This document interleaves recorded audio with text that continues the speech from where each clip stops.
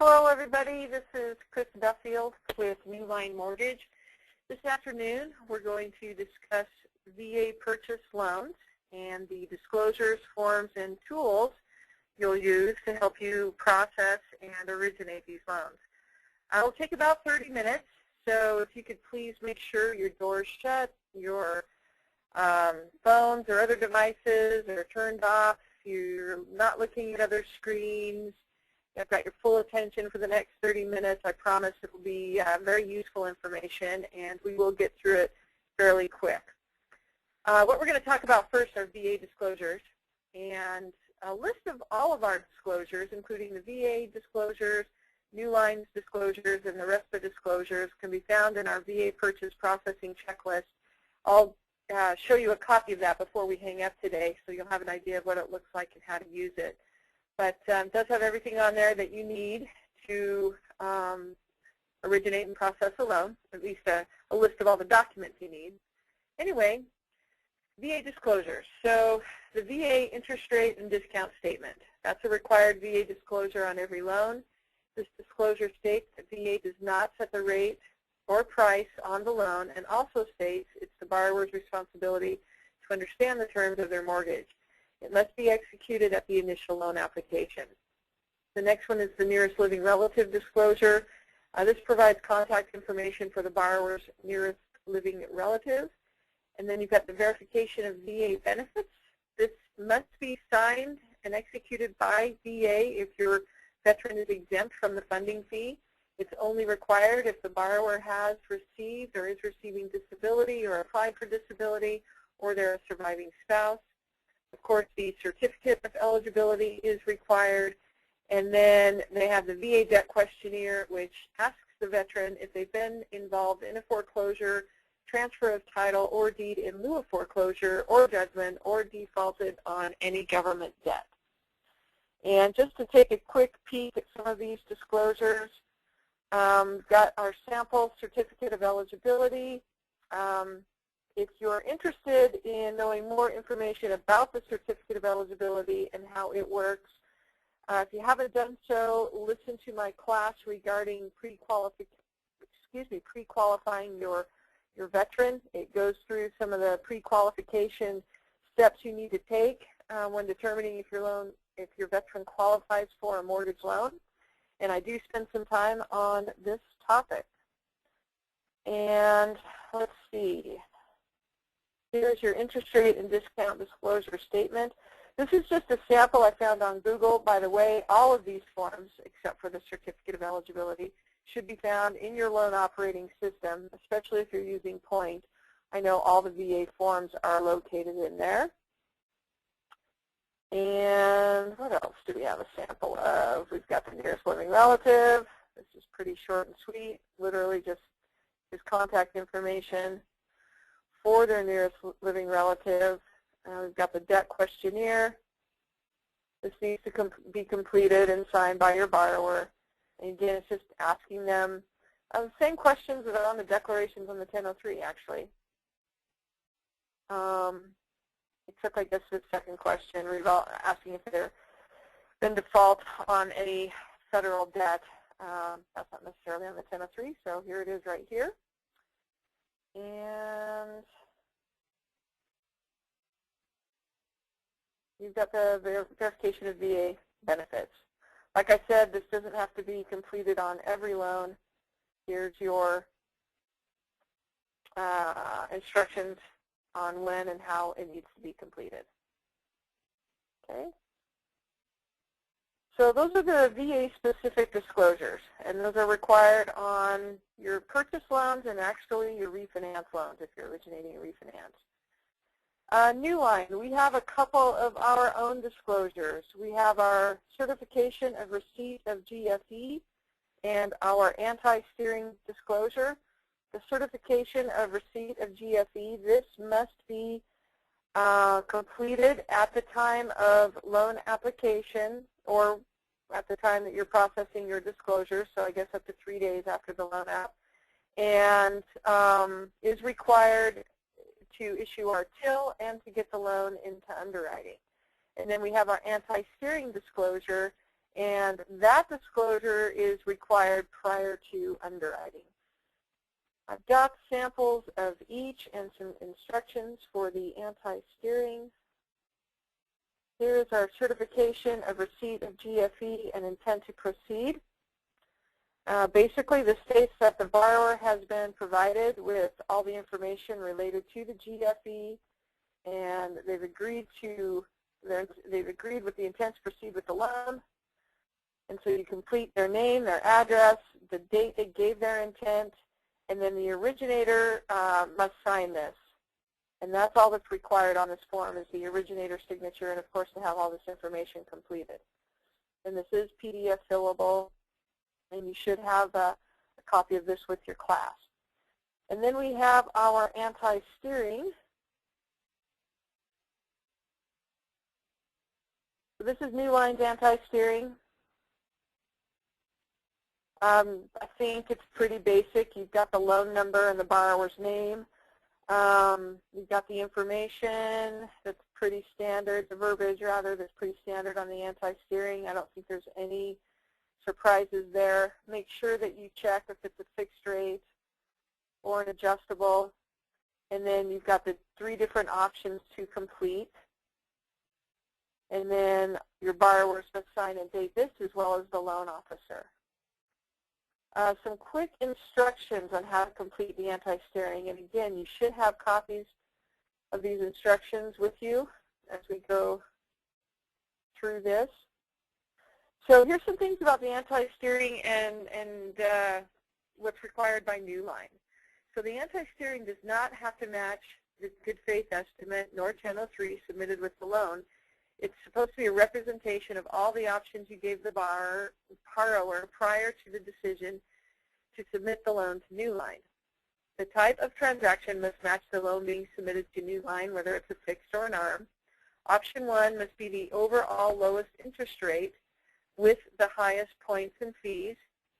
Option 2, I'm going to scroll down so I can try and include this little sample down here, which is tough to read. Option 2 is the interest rate higher than option 1, but lower than option 3.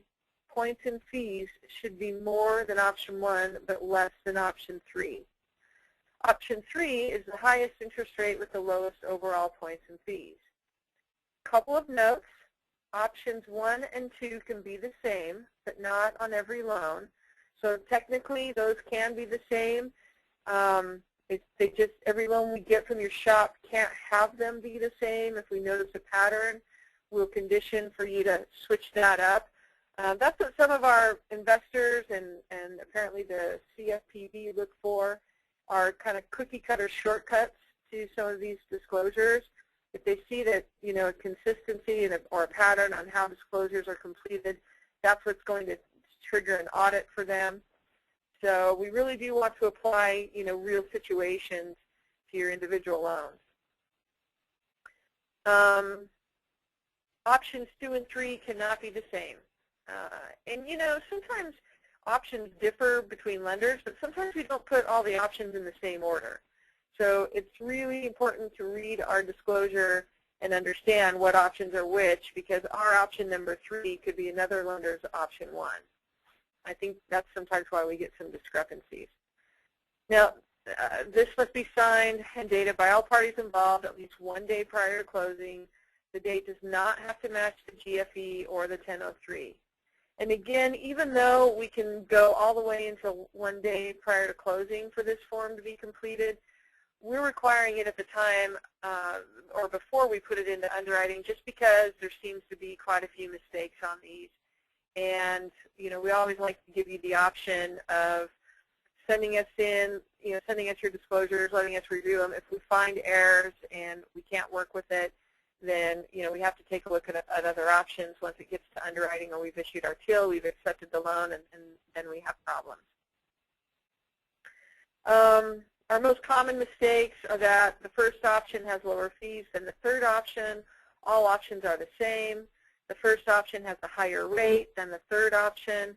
We're not checking the box if it's fixed or an adjustable rate. Okay. Here's a couple of good samples down here. Your total origination points or fees and discount points should represent a sum equal to box A plus B on your GFE. And another note is the loan that they're applying for does not necessarily have to be one of these three options. Okay? This document is just to describe and demonstrate the options you gave your borrower. They don't have to choose one of those options. They can go with a fourth one. You can give them 8 options if you want to. You only have to disclose 3 of them on this form. Okay? Let's see. So we've got our new line disclosures, and then a couple other forms worth mentioning. These aren't disclosures. They're not new line forms. They're simply needed to process your loan. Is the 4506T. This has to be properly executed with the borrower's name or their business name exactly as shown on their tax returns. Gosh, I would say around 20% of the 4506Ts that we process are rejected by the IRS for incomplete or mostly inaccurate information, because we won't send the form if it's incomplete. So it's usually inaccurate. If I were you guys, I would ask my borrowers on every loan for the first page of their tax returns and the Schedule A, just so that you can use the exact same name and address that they used, and that actually should translate through your entire file. And then we've got the SSA 89 form, the Social Security authorization. That has to be in before we'll underwrite the loan. We need that to help us process and do our QC work. A couple of tools. So I said that I would show you our VA processing checklist. So we've got this processing checklist. It's pretty generic. It doesn't have to just be used with Newline. You can use it with any lender. You don't even have to submit it if you don't want to. Maybe a good idea just to keep it, print it out, have it around in some kind of a file or folder so that you can use it to reference your individual loans and where they're at in the process. But you've got the checklist, and if you go through here, I'm not going to go through every single document because you guys should have a copy of this, but it does have every single possible document that we could use or that we would use and or require.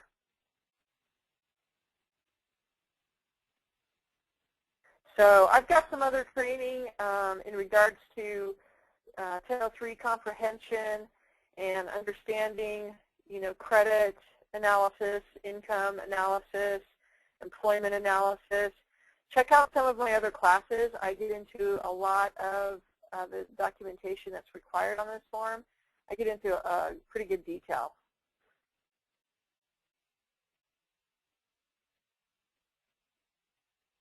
Okay, and there's a nice little VA link. And I've referenced this in a few of my classes. And this is a great link. It gives you some research tools and information that can help you talk about and explain a VA loan, and also help you with or you can send your veteran here, your borrower, and they can come in here and review some of this information.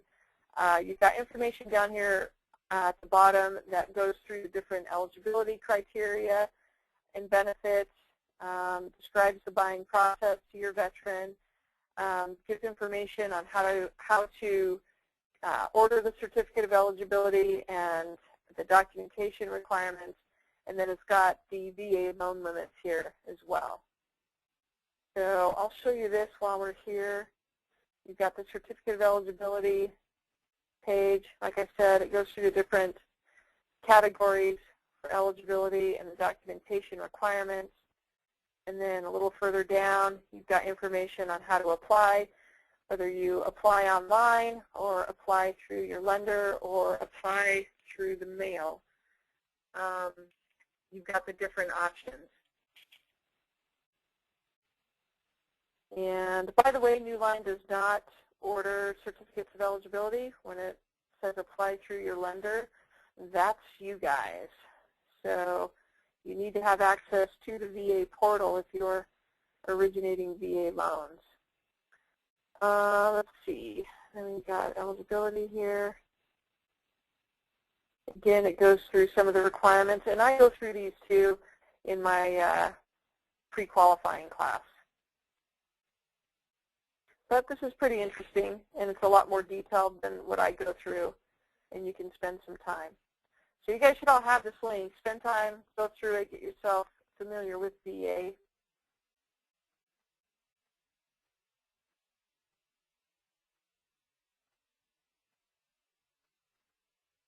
Okay. And we've got some links and some tools on our website. I'm actually going to save that for last. I'm going to do a quick demo of our website and where a couple of the forms and tools are that you can use. Before I do that, I want to describe a process to you called advanced lock and disclosure process. You guys have the ability to lock a loan in advance with us, and you don't have to have an application in process. You don't have to have a loan with us. You know the market could be moving. You know it's going to move. You're going to have a midday price change. You can quickly log into our system and do an advance lock and follow up with your disclosures. Our disclosure process is really easy. You know, we call it the advanced disclosure process. And you can order, and basically what you're doing is you're giving us the information to order our till. And of course, once we order our till, that secures your lock, we accept your loan, and you can order the appraisal. So there's a lot of things you can do with that till, and you're welcome to order that till anytime you want to. I would do it earlier in the loan process. That way, when you're ready to submit your loan to underwriting, you skip the disclosure process and it goes right into underwriting. So right now our disclosure process takes up to 24 hours, and then underwriting is up to 72 hours. So if you've had your till disclosed early, you skip that 24 hours and it goes right into underwriting when you're ready to submit it. The only thing you have to do is complete that Newline certification or GFE. That's the disclosure that we reviewed briefly. It just basically you fill out and you sign it. It does not require a borrower's signature. Your good faith estimate, your settlement servicers providers list, your fee itemization, and your initial 1003. Those things need to be executed and uploaded to our system, and then basically you submit the file to us through our system, and we'll get that till ordered for you. Now, if you're doing the advanced lock disclosure process, you've already locked a loan, so basically you need to get this to us within 24 to 48 hours so that we can issue our till within 72 hours. We only have 3 days to send the till out to the borrower, so we have to have your disclosures as soon as possible in order to make that happen. So let me just show you a couple things real quick on our website. If you'll bear with me, I've been on long enough now that it has kicked me out.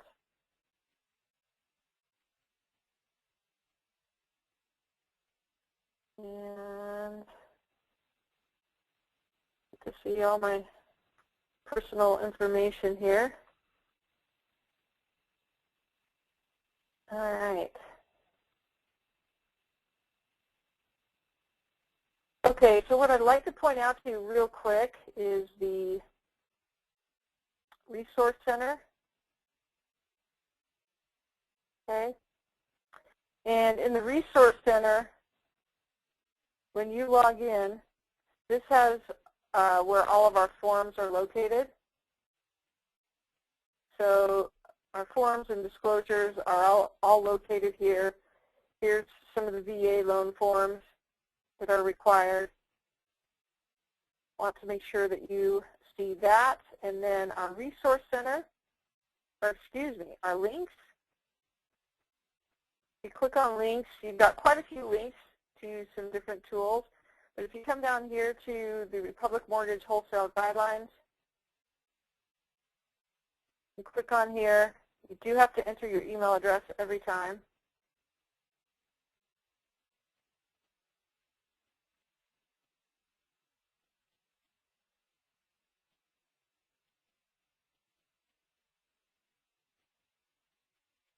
And right in here, you can continue to click through. And